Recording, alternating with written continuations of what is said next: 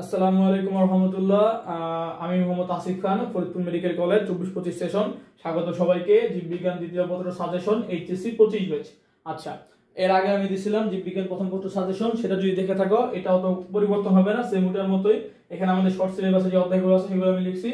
অধ্যায় 1 প্রাণীর বিভিন্নতা ও শ্রেণীবিন্যাস, অধ্যায় 2 প্রাণীর পরিচিতি, হাইড্রা, ঘাস ফড়িং, রুই মাছ, অধ্যায় 3 পরিপাক ও শোষণ, অধ্যায় 4 রক্ত ও সংবহন, অধ্যায় 5 শোষণ ও শ্বাসক্রিয়া, অধ্যায় 7 চলন চালনা, অধ্যায় 11 জিনতত্ত্ব ও বিবর্তন। কি পড়বা, যে কিভাবে কি পড়বো যাতে A+ ও 90% মার্কস পাই, সেম আগের মতোই। চিহ্নিত চিত্র, ছক, পার্থক্য, তুলনা, আগের ভিডিওতে বলছিলাম, বৈশিষ্ট্য, উপকারিতা, অপকারিতা, প্রক্রিয়া, এগুলোই পড়লে হবে। বই পড়বা, টেস্ট পেপার দেখবা, প্রশ্ন আছে, এমসিকিউ প্র্যাকটিস করবা। এবং এমসিকিউর জন্য মেইন বুক, এমসিকিউর জন্য সেটা আমি আগেটাও লিখে দিছি কি মেইন বুক এর জন্য তোমরা যেটা আছে আর কি, হাসান স্যারেরটা, আলিম স্যারেরটা, আজিবুর স্যারেরটা, আজমত স্যারের যে বই আছে সেটাই পড়বা।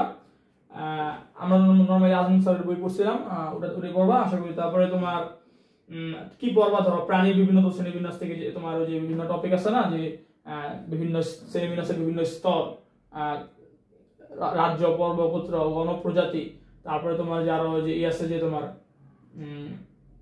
বিভিন্ন যে পর্ব আছে, হ্যাঁ, অ্যানিলিডা, আর্থ্রোপোডা, মলাস্কা, এই পর্বগুলো স্পেশালি পড়বা। প্রাণীর পরিচিতি থেকে হাইড্রা আঁকবা, হাইড্রার চলনগুলো পড়বা। ঘাস ফড়িং থেকে ঘাস ফড়িং এর চিহ্নিত চিত্রগুলো আঁকবা। ঘাস ফড়িং এর বিভিন্ন প্রক্রিয়াগুলো পড়বা। রুই মাছের ক্ষেত্রে সেম। পরিপাক শোষণের ক্ষেত্রে পরিপাকের পদ্ধতি, কোথায় কিভাবে পরিপাক হয়, মুখ গহ্বরে পরিপাক, পাকস্থলীতে পরিপাক এবং ক্ষুদ্রান্তে পরিপাক, সেটা পড়বা। এবং লিভারে খাদ্য কিভাবে সঞ্চিত হয়, লিভারের প্রক্রিয়াটা পড়বা। এবং লিভারে খাদ্য কিভাবে তোমার লিভারে দুইটা, একটা লিভারে সঞ্চিত খাদ্য সেটা পড়বা। এবং লিভারের কাজ আর কি, লিভার হচ্ছে যে আমাদের জৈব রাসায়নিক কারখানা, সবচেয়ে বেশি প্রক্রিয়া লিভারে হয়। তো এইবার এইগুলো পড়বা। রক্ত সংবহনে লোহিত রক্তকণিকা, শীত রক্ত অনুচক্রিকা, এগুলো পড়বা।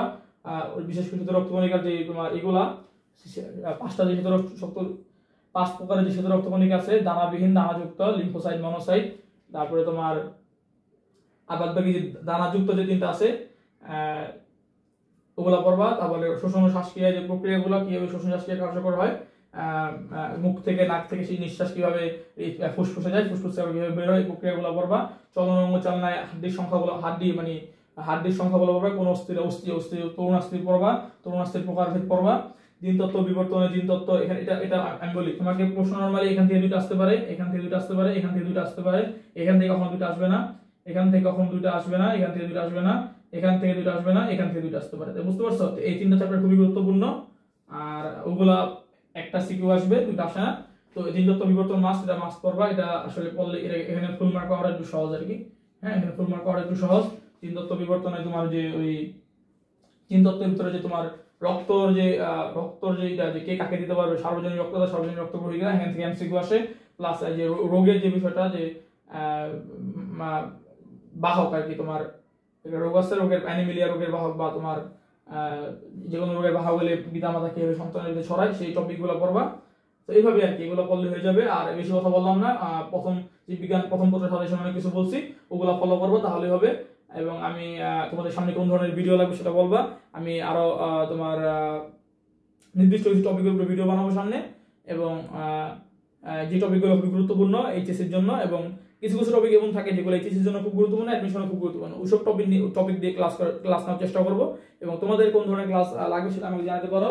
এবং এই কোথাও কোনো সমস্যা হলে আমাকে জানাতে পারো, আমাকে ফেসবুকে নক দিতে পারো, মেসেঞ্জারে নক দিতে পারো, বা ইউটিউবে কমেন্টও বলতে পারো। ভালো থাকো সবাই, সুস্থ থাকো, আল্লাহ হাফেজ।